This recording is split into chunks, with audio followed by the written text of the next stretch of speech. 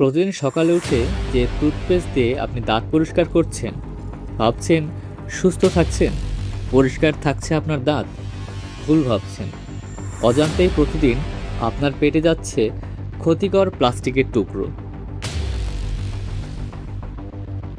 সম্প্রতি environment and social development organisation ESDO এবং জাহাঙ্গীরনগর বিশ্ববিদ্যালয়ের পরিবেশ বিজ্ঞান বিভাগের এক যৌথ গবেষণায় এক ভয়াবহ তথ্য সামনে এসেছে। বাংলাদেশের বাজারে থাকা ৩৪টিরও বেশি পরিচিত ব্র্যান্ডেড টুথপেস্টে পরীক্ষা করে যার ২৬টিতেই মিলেছে মানবদেহের জন্য মারাত্মক ক্ষতিকর মাইক্রোপ্লাস্টিক। প্রতি ১০০ গ্রাম টুথপেস্টে সর্বনিম্ন ২০ থেকে ৩২০টি পর্যন্ত খালি চোখে দেখা যায় না এমন প্লাস্টিকের কণা পাওয়া গেছে।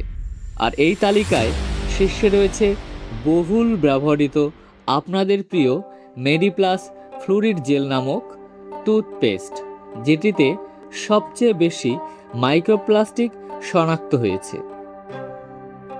এই প্লাস্টিকের সূক্ষ্ম কণাগুলো ব্রাশ করার সময় পেটে চলে যায়, যা পরবর্তীতে হরমোনজনিত সমস্যা, পাকস্থলীর রোগ, এমনকি ক্যান্সারের মতো দীর্ঘমেয়াদী ঝুঁকির কারণ হতে পারে।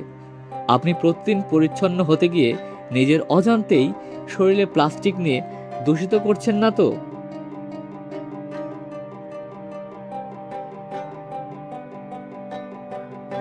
এবার আসা যাক কতটা ভয়াবহ এই প্লাস্টিকের পরিমাণ।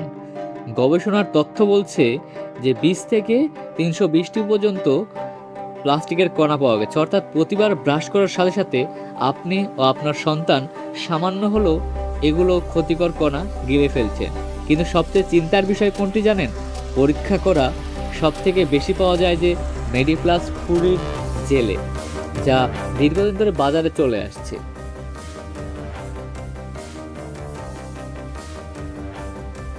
তাহলে উপায় কি? আমাদের কি একদম সচেতন হওয়া ছাড়ার কোনো পথ আছে? প্রথমত, যে কোনো টুথপেস্ট কেনার আগে উপাদান বা ইনগ্রিডিয়েন্ট লেবেল ভালোভাবে পরীক্ষা করুন। সম্ভব হলে জেল বা অতিরিক্ত চকচকে পেস্ট এড়িয়ে চলুন। প্রাকৃতিক বা বিশ্বস্ত উপাদান সমৃদ্ধ বিকল্প ব্যবহার করার চেষ্টা করুন।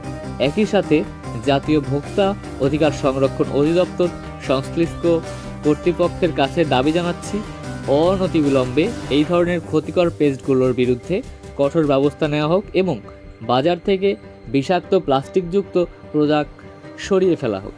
আপনার পরিবার ও বন্ধুদের স্বাস্থ্য সুরক্ষায় এখনই ভিডিওটি শেয়ার করে সবাইকে জানিয়ে দিন। আপনি কি মেডিপ্লাস বা অন্য কোনো জেল পেস্ট ব্যবহার করেন? কমেন্টে আপনার মতামত জানান। সচেতন থাকুন, সুস্থ থাকুন।